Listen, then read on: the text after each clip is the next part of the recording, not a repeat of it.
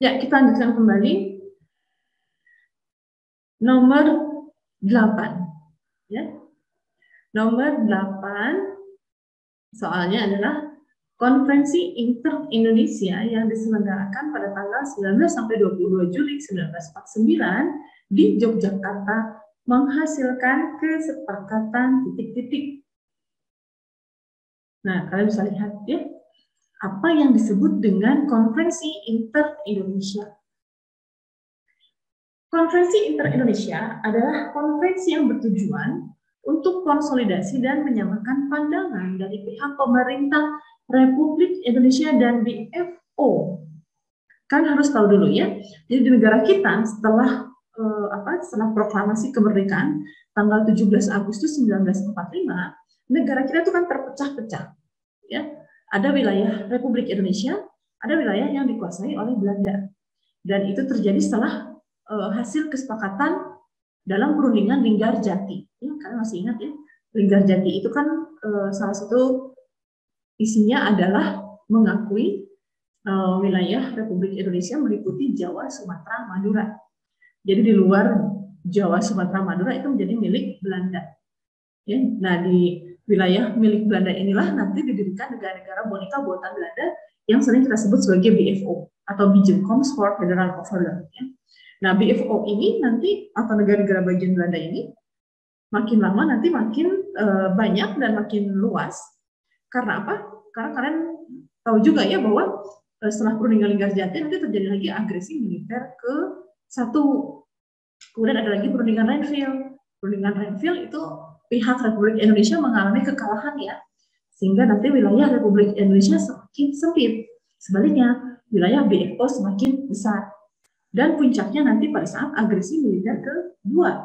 Dalam agresi militer kedua, Belanda berhasil menguasai hampir seluruh wilayah Republik Indonesia. Terutama apa? Terutama ibu kota RI yang ada di Yogyakarta. Ya. Jadi dalam agresi militer kedua ini wilayah kekuasaan Belandanya sangat luas sekali. Tetapi agresi militer kedua ini mendapat kecaman dari dunia internasional. Sehingga Belanda kemudian akhirnya menyepakati untuk kembali berunding dengan pihak Republik Indonesia. Dari sejak agresi militer Belanda kedua ini, PBB juga sudah ikut campur tangan ya untuk melakukan mediasi dalam menghadapi konflik antara Indonesia atau RI dengan pihak Belanda, yaitu dalam perundingan Roem-Royen dan KMB. Nah, setelah perundingan Roem-Royen dan untuk menghadapi KMB, maka diperlukan kesepakatan antara seluruh pihak yang berada di Indonesia untuk melakukan konsolidasi dalam mencapai keputusan dalam KMB. Karena itu dilakukanlah konferensi Inter-Indonesia antara pihak Republik Indonesia dan pihak BFO. Ya, BFO adalah tadi ya, negara-negara bagian Belanda yang ada di Indonesia. Ada 2 kali pertemuan, yaitu ada pertemuan yang pertama di Yogyakarta pada tanggal 19 sampai 22 Juli 1949. Kemudian ada pertemuan kedua pada tanggal 31 Juli sampai 3 Agustus 1949 di Jakarta. Apa saja yang berhasil disepakati dalam konferensi Inter-Indonesia ini? Nah, ini adalah hasil kesepakatan ya dalam konferensi Inter-Indonesia. Di antaranya adalah bahwa dibentuk suatu negara di Indonesia yang bernama Republik Indonesia Serikat. Jadi kebayang ya. Jadi negara Indonesia ini itu dulu bernama Republik Indonesia Serikat yang di dalamnya gitu ya, ada beberapa negara bagian, yaitu ada negara-negara bagian BFO tadi ya yang dikuasai oleh Belanda dan juga ada negara Republik Indonesia. Semuanya bergabung dalam bentuk negara Republik Indonesia Serikat. Kemudian yang kedua, yaitu bendera kebangsaan disepakati adalah merah putih. Ya. Kemudian yang ketiga, lagu kebangsaan Republik Indonesia Serikat adalah Indonesia Raya. Dan kemudian yang keempat, bahwa tanggal 17 Agustus itu dijadikan sebagai hari nasional. Kemudian di pihak militer juga dibentuk tentara gabungan yang disebut dengan Angkatan Perang Republik Indonesia Serikat atau APRIS. Jadi APRIS ini merupakan gabungan antara tentara yang ada di pihak Republik Indonesia dan tentara yang ada di pihak negara-negara boneka buatan Belanda. Seperti kalian tahu, di wilayah atau di bagian Republik Indonesia kita punya TNI, ya, sementara di pihak negara-negara boneka buatan Belanda atau BFO, mereka punya tentara yang namanya KNIL. Nah, TNI dan pihak KNIL nanti disatukan dalam bentuk tentara nasional yang disebut sebagai APRIS, ya, Angkatan Perang Republik Indonesia Serikat. Nah, ini merupakan beberapa kesepakatan yang berhasil dilakukan dalam Konferensi Inter-Indonesia. Jadi kita lihat kembali soalnya. Konferensi Inter-Indonesia yang diselenggarakan pada tanggal 19 sampai 22 Juli 1949 di Yogyakarta menghasilkan kesepakatan apa? Nah, dari option ini maka kita bisa menyimpulkan bahwa hasil dari Konferensi Inter-Indonesia yang dilakukan antara pihak Republik Indonesia dengan pihak BFO sebelum KMB ini, ya, yaitu adalah apa? Jawabannya adalah yang B, ya, pembentukan negara Republik Indonesia Serikat atau RIS. Itu sebabnya nanti dalam KMB maka kedaulatan Indonesia disepakati dalam bentuk RIS. Ya, jadi ingat bahwa RIS ini, bentuk Republik Indonesia Serikat ini, terbentuk atau disepakati dalam Konferensi Inter-Indonesia.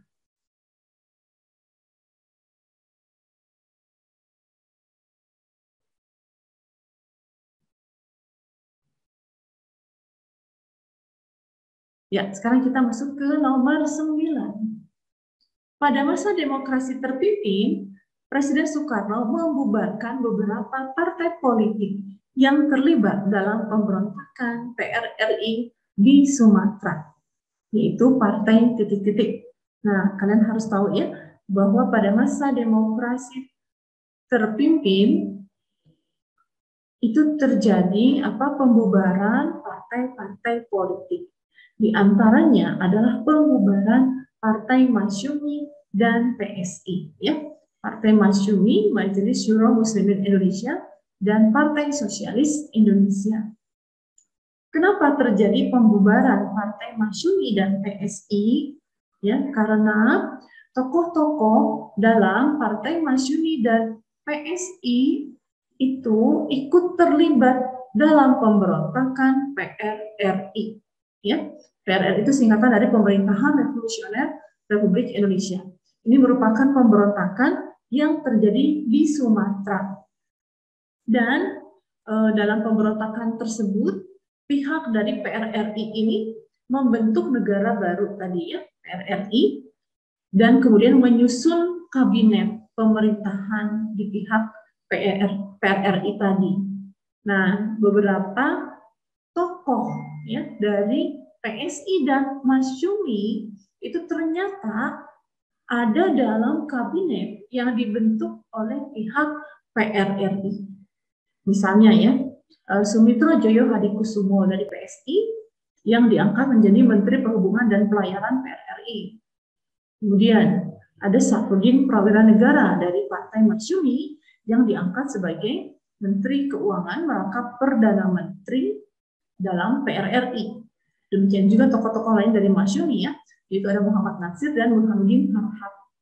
Jadi kebayang tokoh-tokoh dari Partai Masyumi dan PSI itu masuk ke dalam kabinet pemberontak, pihak pemberontak. Sehingga pada tahun 1960 Presiden Soekarno memerintahkan agar Partai Masyumi dan Partai Sosialis Indonesia dibubarkan, ya, karena keduanya dituding terlibat dalam pemberontakan PRRI.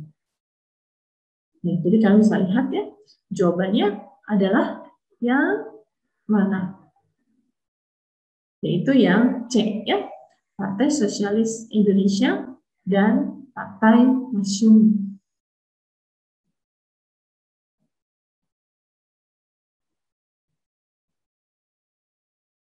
Ya, sekarang masuk ke nomor 10. Nomor 10, salah satu peran nyata yang dilakukan oleh pemerintah Republik Indonesia dalam rangka misi kemanusiaan membantu korban konflik Vietnam tahun 1980-an adalah dengan titik-titik. Nah, perlu kalian tahu ya, bahwa kita punya negara tetangga Vietnam yang dulu pernah mengalami masa-masa yang sangat sulit karena penuh dengan konflik, ya, baik konflik berperang dengan pihak luar, yaitu pihak Amerika Serikat, juga konflik di dalam negerinya.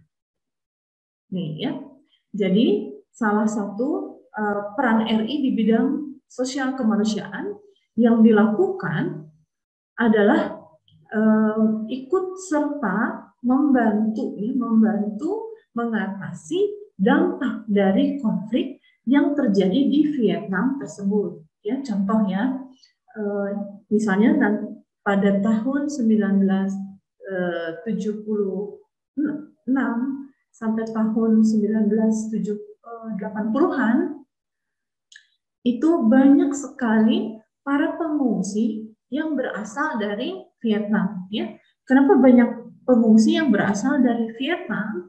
Karena pada saat itu, pada tahun 1975, kota Saigon yang terletak di Vietnam Selatan itu jatuh ke tangan pihak komunis. Ya. Nah, akibatnya apa? Nanti banyak orang-orang Vietnam yang ketakutan karena takut dengan pemerintahan komunis. Makanya orang-orang yang berasal dari Vietnam Selatan, terutama sekali Vietnam Selatan, ini banyak keluar dari negaranya untuk mencari perlindungan atau untuk mencari suaka, ya, karena mereka takut diperlakukan buruk oleh kepemimpinan atau pemerintahan komunis yang baru berkuasa di Vietnam. Maka mereka kemudian pergi dari negaranya menggunakan perahu-perahu yang sangat sederhana untuk mencapai berbagai wilayah lain. Karena itu mereka sering disebut sebagai manusia perahu atau Vietnamese boat people. Kenapa? Karena mereka menggunakan perahu-perahu tradisional untuk melintasi lautan, samudra ke berbagai wilayah lainnya, ya. Termasuk nanti mereka juga sampai ke berbagai wilayah, misalnya Indonesia. Nah, Indonesia kemudian menampung para pengungsi tersebut, ya. Mereka diberikan satu tempat khusus di Indonesia yang disebut Pulau Galang, ya. Jadi kalian harus tahu bahwa ada satu pulau yang memang, ya, disediakan oleh pemerintah Indonesia untuk menampung para pengungsi dari Vietnam ini, yaitu Pulau Galang. Dan akhirnya Pulau Galang ini dijadikan sebagai tempat penampungan pengungsi kurang lebih dari tahun 1979 sampai tahun 1996. Jadi ketika Vietnam sudah stabil pada tahun 1996, maka banyak pengungsi Vietnam yang tadinya tinggal di Pulau Galang itu kembali ke negaranya. Ya. Jadi kalian bisa lihat jawabannya yang mana. Ini merupakan misi kemanusiaan, berarti jawabannya adalah yang B, ya, menyediakan tempat penampungan pengungsi di Pulau Galang.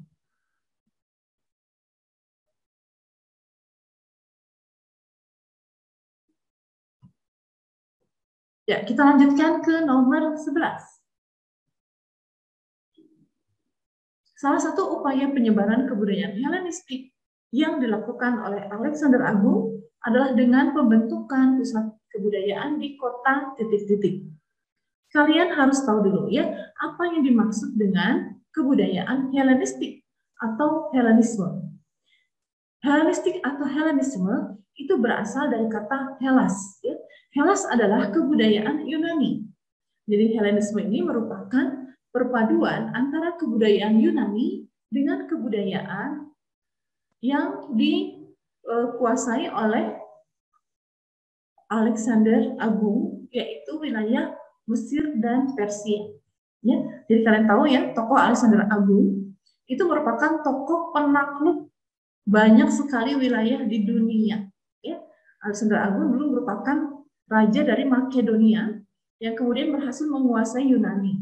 Setelah berhasil menguasai Yunani, maka nanti Alexander Agung itu menyebarkan kebudayaan Yunani ke kebudayaan-kebudayaan di tempat-tempat yang dikuasainya. Ya, maka nanti hal ini disebut sebagai Helenisme. Ya, jadi Helenisme tadi adalah perpaduan antara kebudayaan Yunani dengan kebudayaan Mesir dan Persia. Karena Mesir dan Persia juga merupakan beberapa wilayah yang ditaklukkan oleh Alexander Agung. Di wilayah-wilayah yang ditaklukkan oleh Alexander Agung itu biasanya dibuat pusat-pusat kebudayaan. Ya. Pusat-pusat kebudayaan ini dinamai dengan Alexandria. Diambil dari nama Alexander the Great ini ya, atau Alexander Agung ini. Makanya ada kota-kota yang bernama Alexandria. Ya, ada beberapa negara yang punya nama kota yang sama, yaitu Alexandria. Karena dulunya memang dibentuk oleh Alexander Agung. Dan juga ada juga yang disebut dengan Antioquia. Nah, jadi ini adalah merupakan pusat-pusat kebudayaan dari Helenisme. Nah, sekarang kalian bisa lihat di sini jawabannya. Yang benar adalah bahwa salah satu upaya penyebaran kebudayaan Helenistik yang dilakukan oleh Alexander Agung adalah dengan pembentukan pusat kebudayaan di kota yang diberi nama tadi apa? Alexandria. Ya.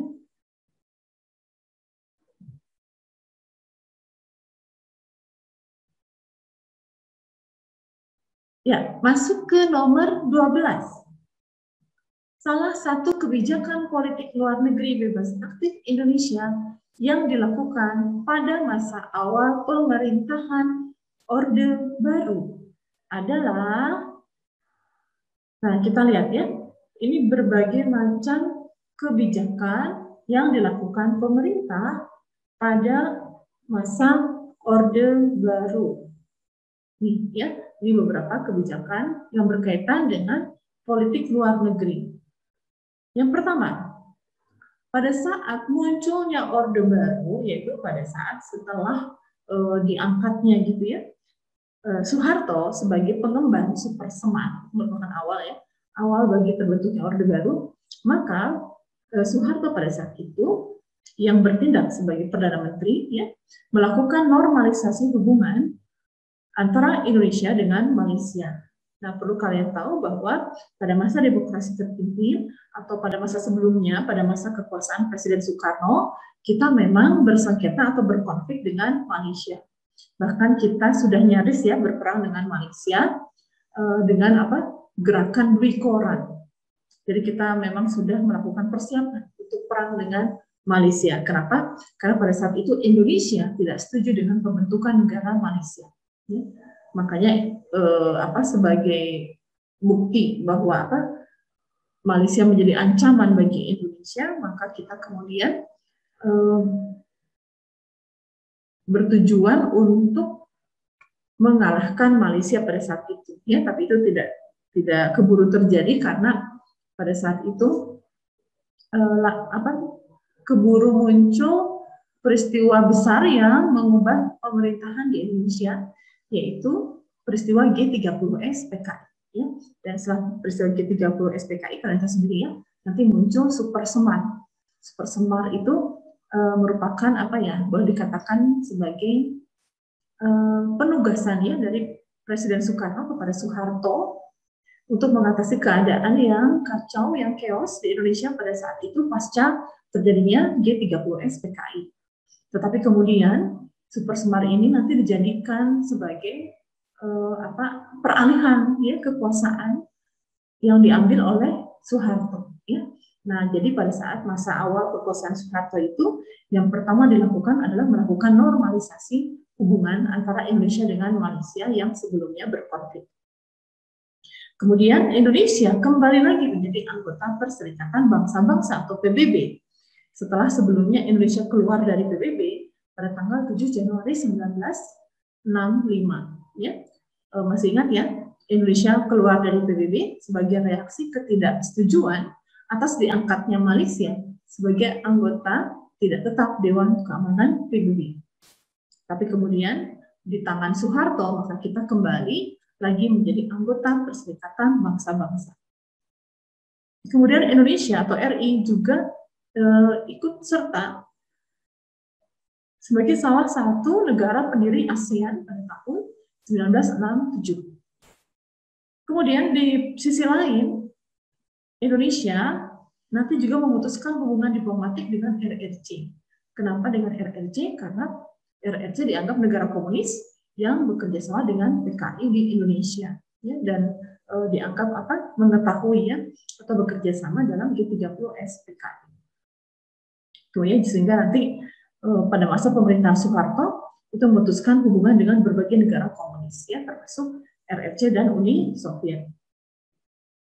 Kemudian ikut membantu kelompok yang bertikai di Timur Timur. Ya, seperti kalian tahu bahwa nanti di Timur Timur pada tahun 1974 itu terjadi perang saudara dan sebagian kelompok di Timur Timur meminta bantuan kepada Indonesia. Sehingga nanti tentara Indonesia pun diterjunkan di Timur Timur untuk membantu kelompok-kelompok yang bertikai di sana sampai akhirnya mendapatkan kemenangan dan Timur Timur pernah masuk menjadi bagian dari wilayah Republik Indonesia.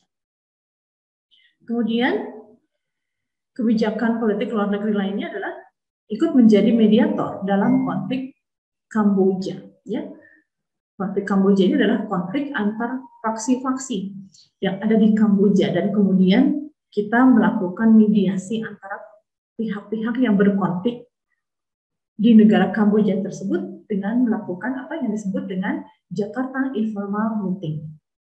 Nah, dari berbagai kebijakan politik ini, maka sekarang kalian bisa tahu apa jawaban dari nomor 12. Yaitu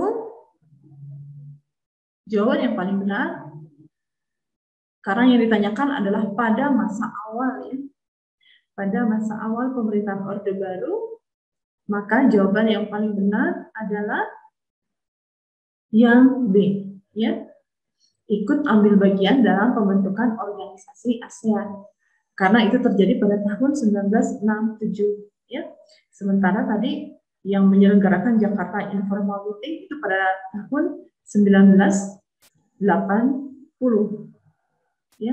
Dan membantu kelompok yang bertikai di Timur Timur itu baru pada tahun 1975, ya. Nah, jadi jawaban yang benar adalah yang B, ya, karena itu terjadi pada tahun 1967.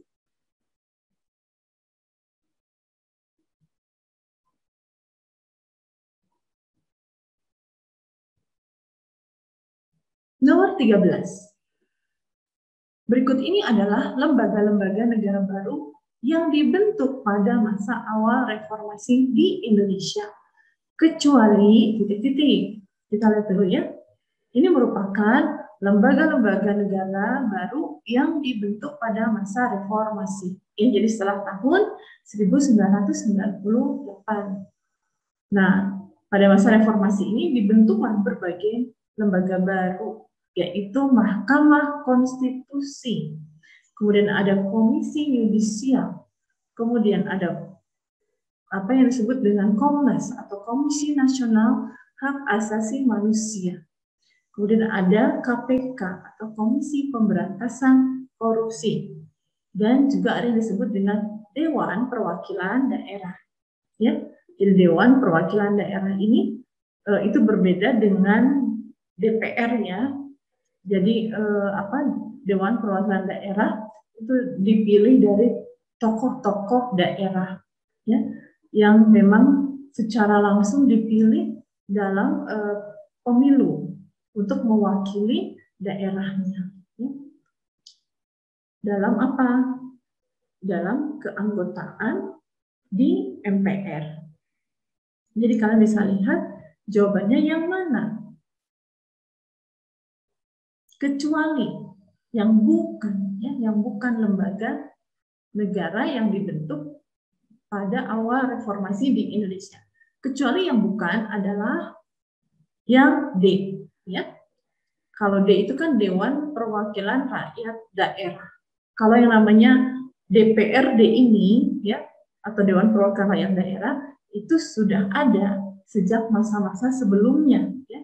Karena memang anggota DPRD ini ada di setiap wilayah, ada di setiap tingkatnya, baik provinsi maupun tingkat kota dan kabupaten. Sementara kalau lembaga yang baru dibentuk adalah DPD, ya, Dewan Perwakilan Daerah.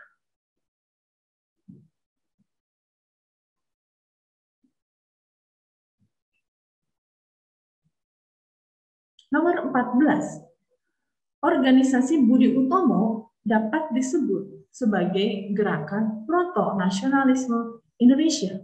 Karena titik-titik. Nah, kita lihat dulu ya. Apa itu proto-nasionalisme? Proto itu artinya awal, ya. Jadi proto-nasionalisme adalah merupakan apa? Gerakan nasionalisme yang awal di Indonesia. Karena apa? Ya, kalian bisa lihat Budi Utomo itu merupakan organisasi, ya, yang didirikan oleh Dr. Sutomo dan para mahasiswa Stovia, ya. Nah, kalian bisa lihat di sini organisasi ini sebetulnya pertama kali digagas oleh Dr. Wahidin Sudirohusodo. Pada awalnya organisasi Budi Utomo itu bersifat sosial, ekonomi, dan kebudayaan, ya. Jadi tidak bersifat politik pada awal berdirinya. Dan Budi Utomo ini dianggap sebagai organisasi modern pertama yang dibentuk di Indonesia. Jadi kalian bisa lihat organisasi Budi Utomo yang dibentuk tahun 1908 ini tadi dianggap merupakan organisasi modern pertama yang dibentuk di Indonesia. Ya. Jadi untuk jawaban nomor 14, alasannya adalah apa? Organisasi Budi Utomo dapat disebut sebagai gerakan proto-nasionalisme Indonesia karena yang mana? Jawaban yang paling benar adalah yang C, ya, yaitu merupakan organisasi yang mengawali gerakan nasionalisme Indonesia. Oke, ya.